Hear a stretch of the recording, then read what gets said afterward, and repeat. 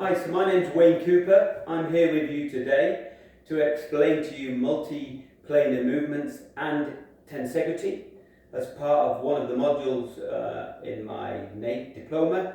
This short video will just be explaining to you multi-planar movements. Tensegrity will be in its own video. So let's get started. Multi-planar movements then.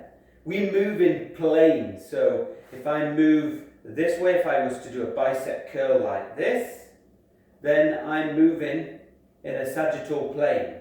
But when we move functionally, our bodies don't do that. We move in different types of planes, joint movements, more than one at any one time.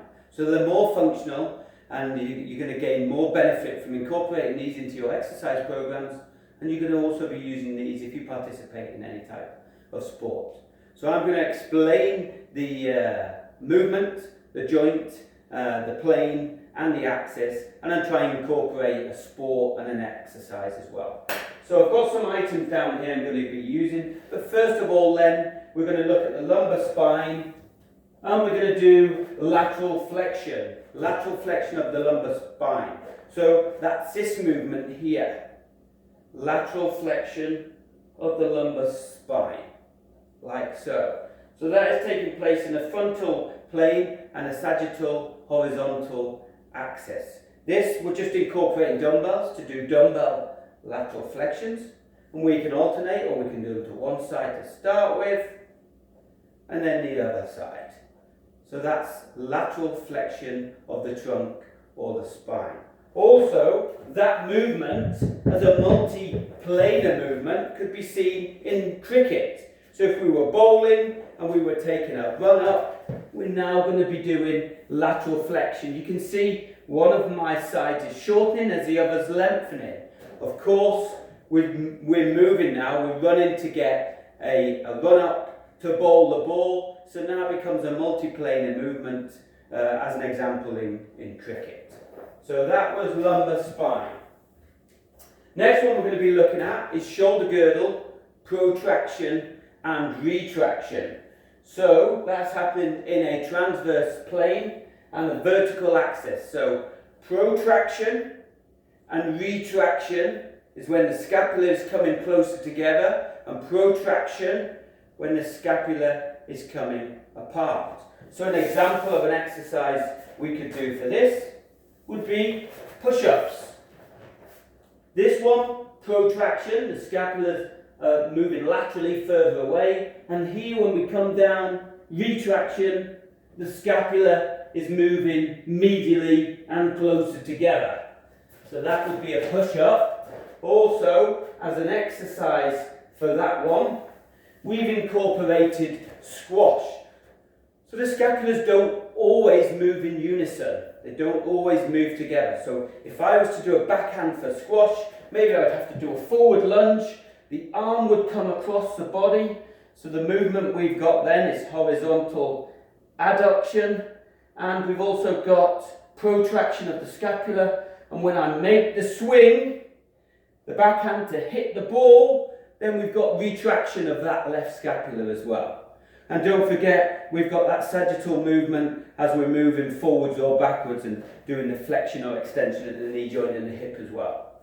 So that movement was protraction and retraction of the scapular girdle. Okay, so moving on then, we have got knee flexion and extension, which is in a sagittal plane with a frontal horizontal axis. So extension and flexion at the knee joint. Extension and flexion at the knee joint. And the exercises I'd like to take a look at here then, I'm going to use the dumbbells again for this one. So we have got forward and backward lunges. Forward and backward lunges. Okay, so we can incorporate that.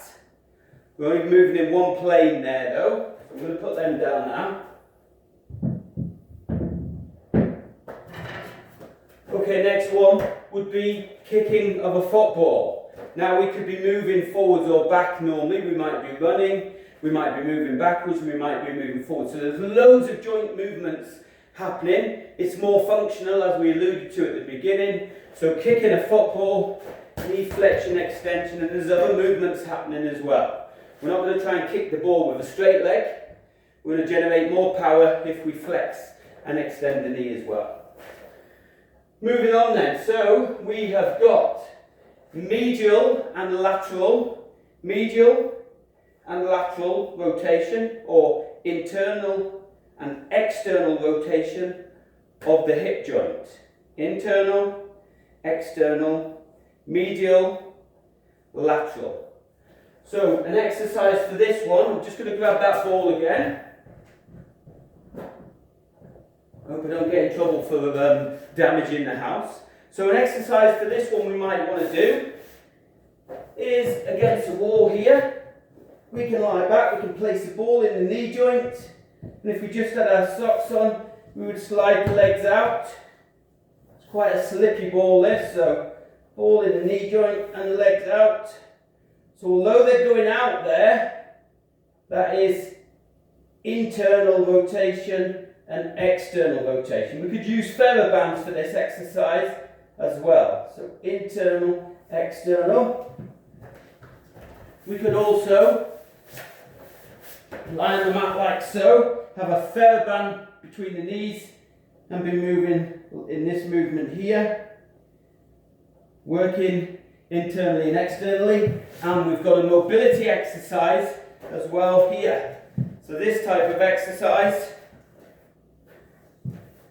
like so, we put the legs behind us like so, and we try and do internal and external rotation. Now some of you may find that easy, others who find it tough, I'm one of those, may need to work at their mobility for internal and external rotation.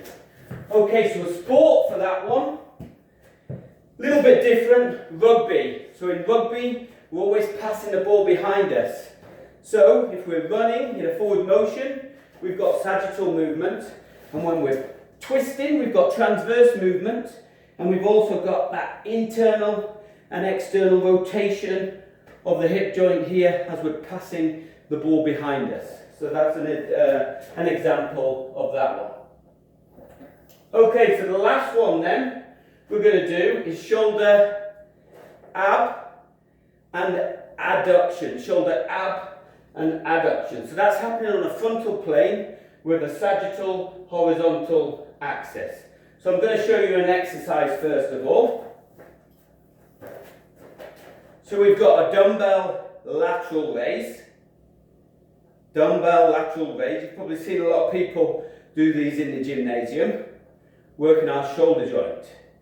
We're not really getting full range of movement there though. If I put them down, full range of movement being all the way up to here and all the way across the body.